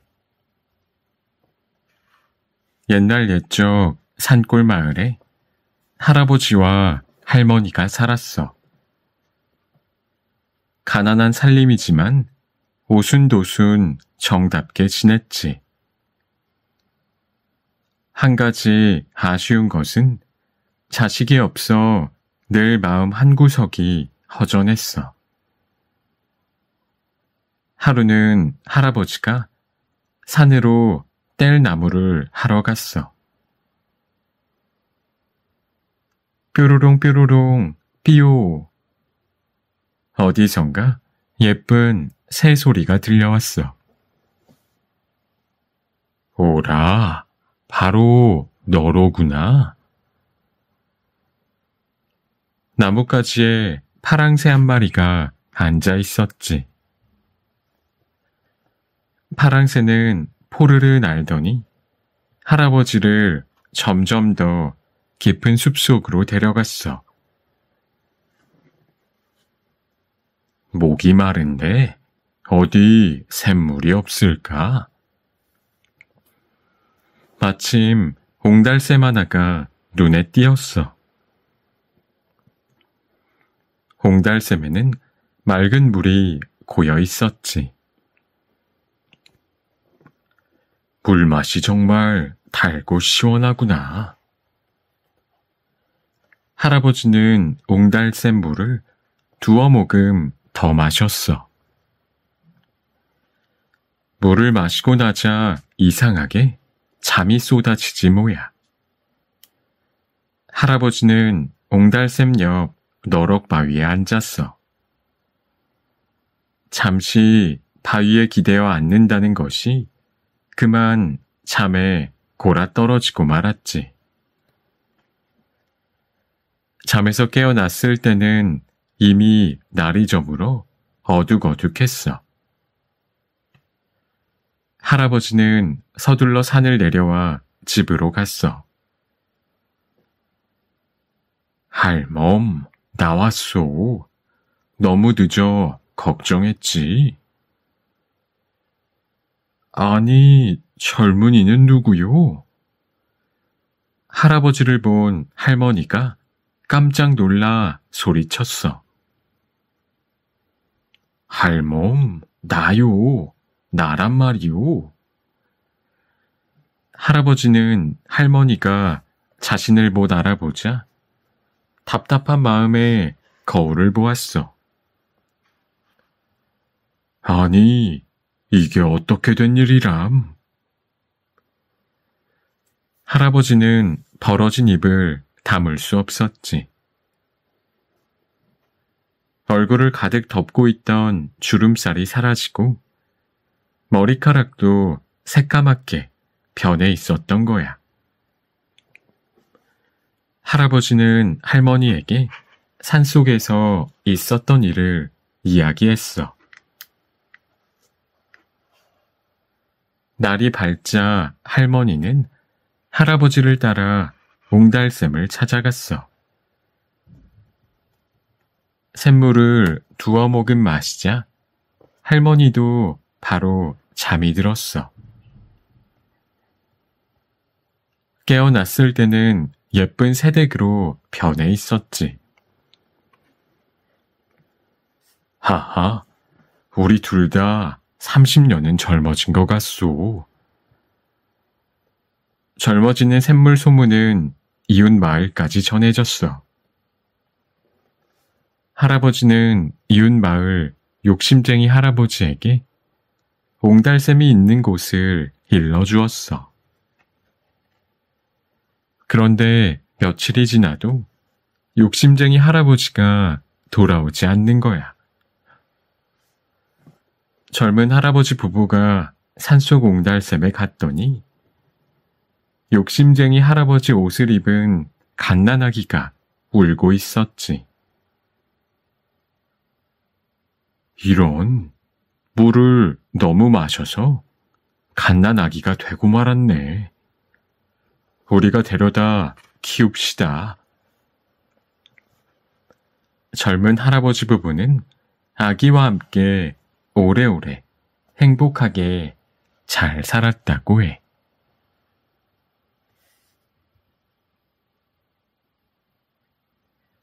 송아지와 바꾼 무. 옛날 어느 고을에 부지런한 농부가 살았어. 농부는 새벽부터 밤까지 쉬지 않고 농사 일을 했지. 저처럼 부지런한 사람이 세상에 또 있을까? 그뿐인가? 어려운 사람을 돕는 착한 사람이지.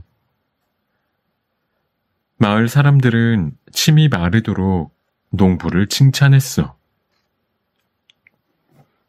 농부가 한 해는 밭에 무를 심었지. 거름을 듬뿍 주고 열심히 김을 매주었어. 얼마나 정성스레 농사를 지었는지 무는 쑥쑥 자랐어. 가을이 되어 밭에서 무를 뽑았을 때야. 세상에, 사람 키만한 무라니. 농부는 벌어진 입을 다물지 못했어. 그처럼 커다란 무는 처음 보았거든. 이렇게 크고 잘생긴 무를 내가 먹을 수는 없지. 농부는 커다란 무를 지게에 지고 사또를 찾아갔어. 사또께 이 무를 바치겠습니다. 커다란 무를 본 사또의 눈이 휘둥그레졌어. 열심히 농사 지어 얻은 귀한 무를 내게 주다니 정말 고맙구나. 사또는 기뻐하며 이방을 불렀어. 요즘 들어온 것 중에 귀한 것이 무엇이 있느냐? 사또가 이방에게 물었어. 송아지가 있사옵니다. 그렇다면 송아지를 농부에게 주도록 해라. 사또가 이방에게 일렀어. 잘생기고 힘이 세어 보이는 누런 송아지였지. 농부가 무 하나로 송아지를 얻었다는 소문이 동네 방네 퍼졌어. 이웃 마을에 사는 욕심쟁이 농부는 샘이 나서 견딜 수가 없었지. 욕심쟁이 농부는 속으로 열심히 궁리했어. 송아지를 바치면 금덩이를 얻을 수 있을지 모르지. 금덩이 아니면 너른 땅을 얻을 것으로 생각했지. 이튿날 욕심쟁이 농부는 또 삿돌을 찾아갔어. 이렇게 훌륭한 송아지를 얻은 건 다 삿도 덕입니다. 욕심쟁이 농부는 머리를 조아리며 송아지를 바쳤어. 이처럼 귀한 송아지를 내게 주다니. 삿도는 이방에게 그 즈음 들어온 것 중에 가장 귀한 것을 농부에게 주라고 했지. 욕심쟁이 농부가 무엇을 얻었느냐고? 부지런한 농부가 바친 커다란 물을 받았어. 괜한 욕심으로 송아지만 잃게 된 것이지.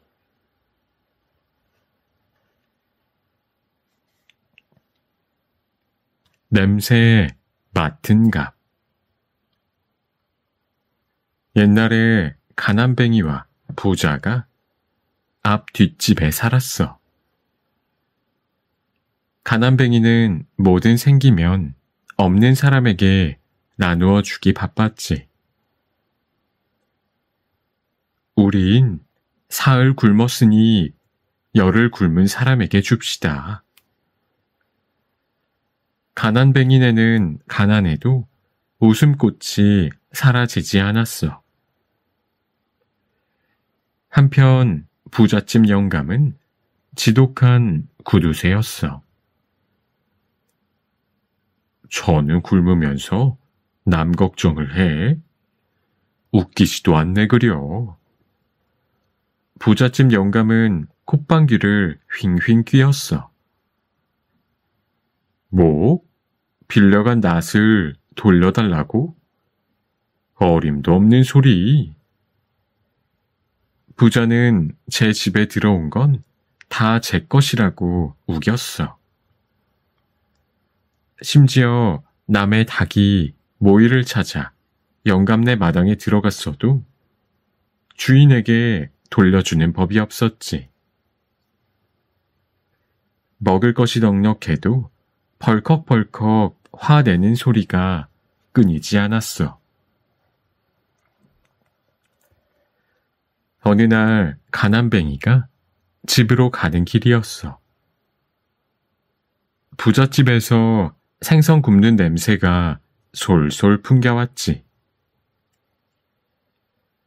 그 냄새 한번 만나네. 냄새가 얼마나 기막힌지 침이 꼴깍 넘어갔어. 우리 집은 오늘 저녁도 멀건 죽일 텐데, 냄새라도 실컷 맡아볼까? 가난뱅이는 저도 모르게 담벼락에 찰싹 붙어 섰지. 꿀꺽, 꿀꺽. 그때 마침 부자가 대문 밖으로 나왔어. 부자의 눈에 가난뱅이가 생선을 굽는 냄새를 맡고 있는 모습이 들어왔지. 저놈이? 부자는 냉큼 달려가 가난뱅이의 멱살을 움켜쥐었어. 내가 10냥이나 주고 산 생선 냄새를 공짜로 맡아? 맛있는 냄새에 젖어있던 가난뱅이는 깜짝 놀랐어. 아니, 냄새 맡는데도 값을 치러야 한단 말이오. 그걸 말이라고 하느냐? 당장 돈을 내놓아라. 부자는 냄새 맡은 값으로 단량을 내놓으라며 호통을 쳤어. 집으로 돌아간 가난뱅이는 한숨을 푹푹 내쉬었어. 밖에서 무슨 일이 있었어요? 가난뱅이의 아내가 까닭을 물었지. 가난뱅이는 아내에게 부자와 있었던 일을 털어놓았어. 아니, 냄새 맡은 값을 내놓으라는 거예요? 아내는 기가 막혔어. 그렇다오. 내일까지 단량을 갚지 못하면 이자를 쳐서 받겠다지 뭐요. 아버님 제사에 쓰려던 단량을 내줘야 할 것 같소. 이때 곁에 있던 가난뱅이의 10살 먹은 아들이 나섰어.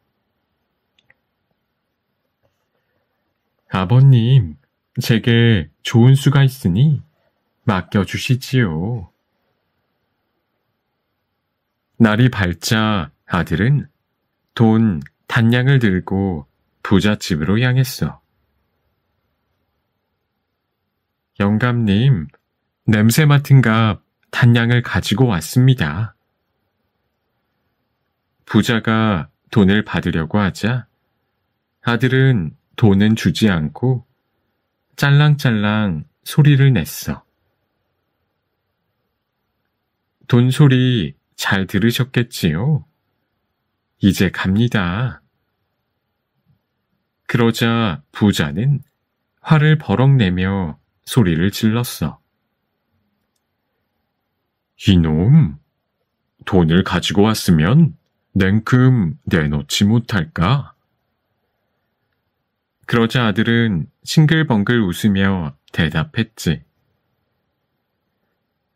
냄새만 맡은 생선값이니 값도 소리로 쳐드려야 맞지요.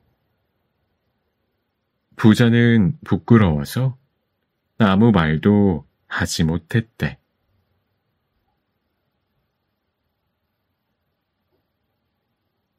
호랑이와 곶감. 옛날 깊은 산속에 호랑이가 살고 있었어.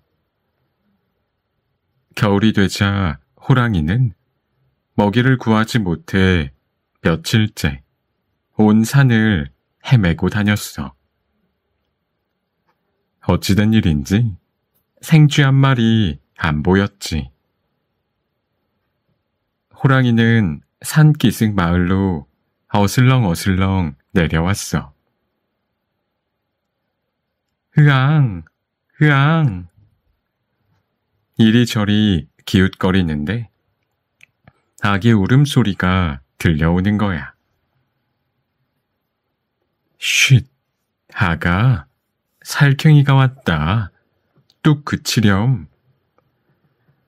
엄마가 달래도 아기는 울음을 그치지 않았어. 아가, 밖에 무서운 호랑이가 왔네. 뚝. 아기 엄마의 말에 호랑이는 눈이 휘둥그레졌어. 아니, 내가 온 걸 어찌 알았을까? 하지만 아기는 더 큰 소리로 울어댔지.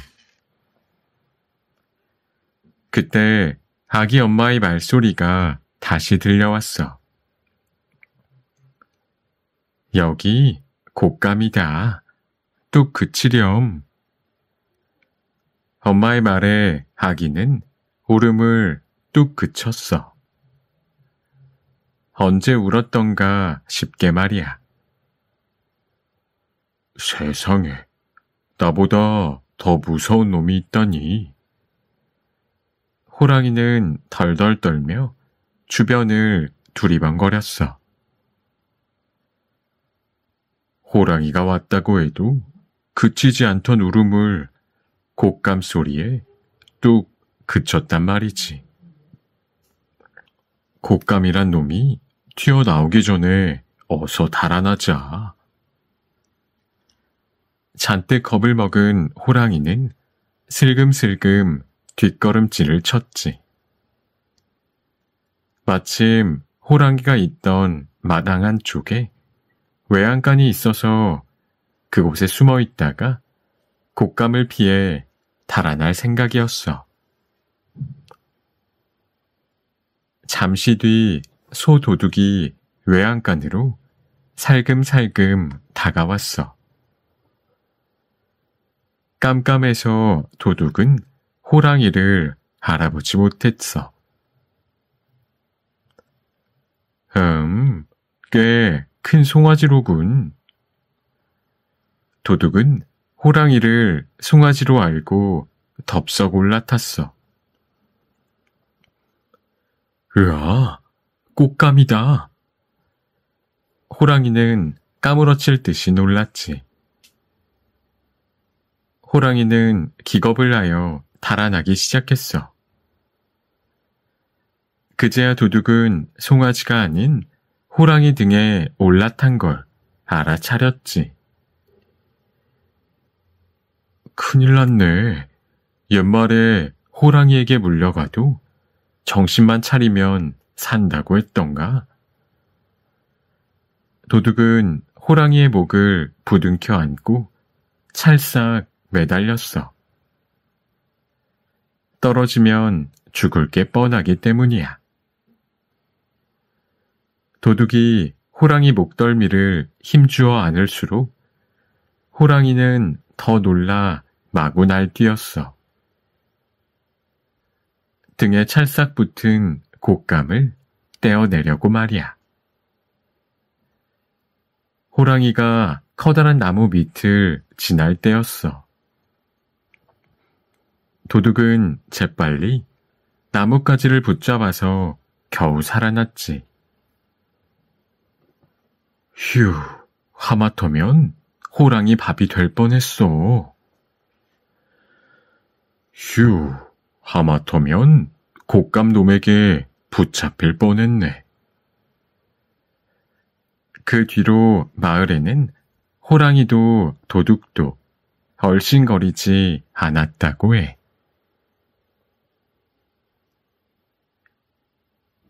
하늘을 나는 조끼. 옛날에 한 총각이 있었어.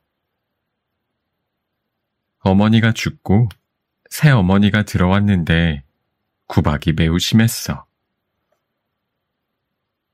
하루는 새 어머니가 총각의 밥을 퍼주는데 맨 아래에는 조밥을 담고 그 위에는 구더기를 담고 맨 위에 쌀밥을 한 겹 덮어서 주었어. 총각이 밥을 먹다가 그만 구역질이 나서 먹지를 못하니까 아버지가 보고 말했지. 이거 안 되겠구나. 너 집을 나가는 수밖에 없겠다. 그러고는 아들에게 떡을 많이 싸서 주고 집 밖으로 내보냈어. 총각은 집을 나와서 정처 없이 가다가 어떤 스님을 만났어. 그런데 스님이 배가 고파 죽을 지경인 것을 보고는 떡을 다 주었어. 총각은 마음이 착했거든. 그러고 나서 또 길을 가는데 이번에는 자기 배가 몹시 고픈 거야. 그래서 어떤 부잣집에 가서 부탁했지. 배가 고프니 밥 좀 주세요.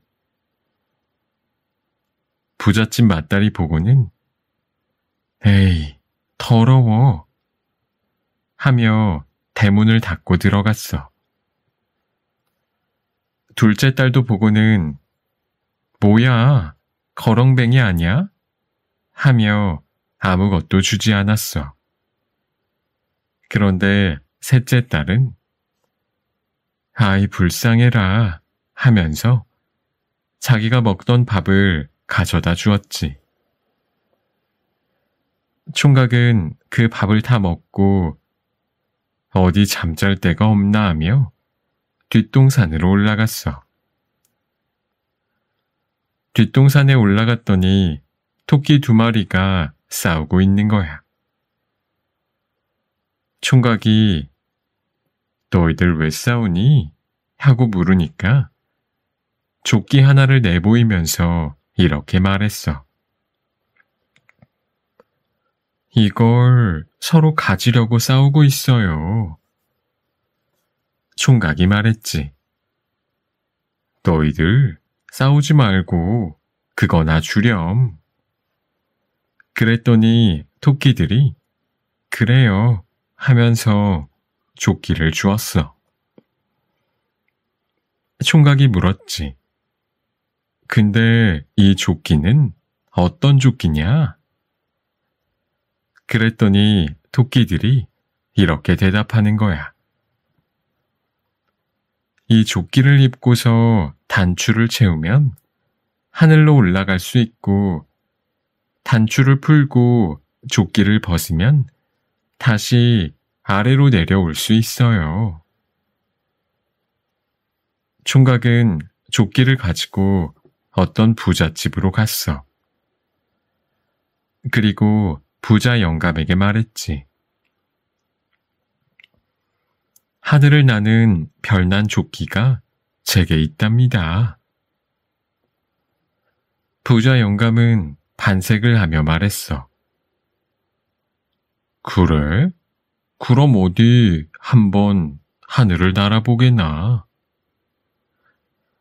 총각은 조끼를 입고 단추를 채우고 한참 동안 하늘을 날아다니다가 다시 땅으로 내려왔어. 부자 영감은 조끼가 욕심이 나서 말했어. 자네 그 조끼 내게 팔게나.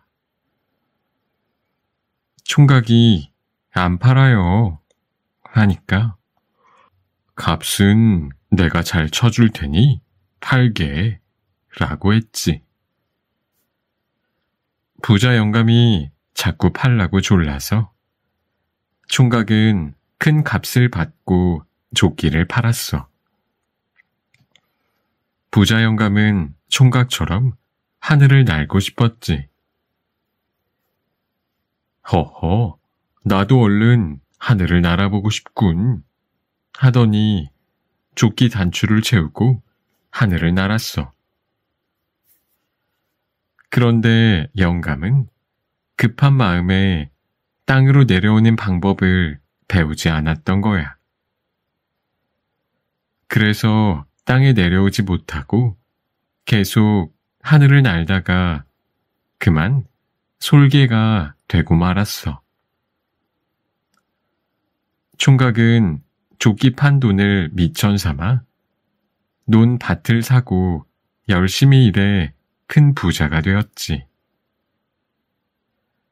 총각은 전에 자기에게 밥을 주었던 셋째 딸을 데려다가 색시를 삼아서 잘 살았대. 솔개가 된 부자 영감은 어떻게 되었느냐고? 지금까지 하늘을 빙빙 날고 있다지 뭐야.